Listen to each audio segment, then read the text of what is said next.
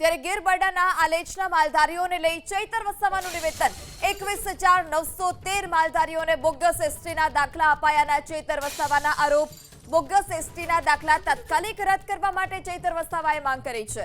Bogus એસટીના દાખલા આધારે મેળવેલા લાભો પણ પરત ખેંચવા માટે ચૈતર વસાવા કે જેઓએ માંગ કરી છે। ત્યારે 21,913 માલધારીઓને બોગસ એસટીના દાખલા અપાયાનો ચૈતર વસાવાએ આરોપ લગાવ્યો। બોગસ એસટીના દાખલા તાત્કાલિક રદ કરવા પણ ચૈતર વસાવાએ માંગ કરી છે। જે ગુજરાત સરકારની કાર્ય સમિતિના અહેવાલ મુજબ ગીર બરડા આલેચના નેસમાં રહેતા 21,913 જેટલા રબારી ભરવાડ ચારણને વિશ્લેષણ સમિતિ દ્વારા માન્યતા આપ્યા બાદ તેમને એસટીના લાભ મળવાપાત્ર છે।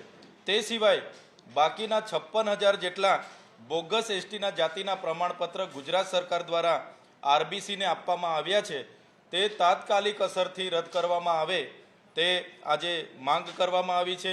અને રદ કરવાની સાથે સાથે જે કંઈ લાભો એ લોકો લઈ રહેલા છે એ લાભો પણ પરત લેવામાં આવે અને કાયદેસરની કાર્યવાહી કરવામાં આવે એ બાબતની આજે રજૂઆત કરી છે।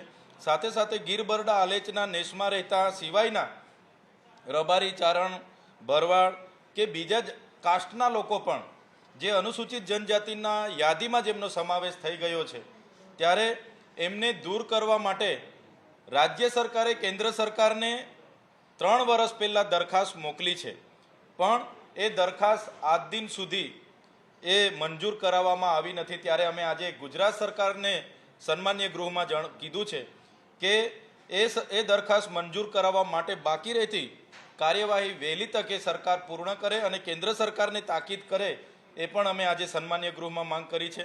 સાથે સાથે જે કંઈ કાયદાઓ ખોટા જાતિના પ્રમાણપત્ર રદ કરવા માટે બન્યા છે, એમાં 2018, 2020, 2022નો સુધારો હોય તો એનો વિશ્લેષણ સમિતિ દ્વારા તાકીદે એનો ઉપયોગ કરીને જે ખોટા લોકો અનુસૂચિત જનજાતિના સર્ટી લઈને લાભો લઈ રહ્યા છે એમને દૂર કરવામાં આવે। એ ચાહે રાજનીતિમાં હોય, એ ચાહે નોકરીઓમાં હોય, એ ચાહે શિક્ષણમાં હોય, એ લાભો વાપસ ફરીથી લઈ લેવામાં આવે એવી અમે માંગ કરી છે।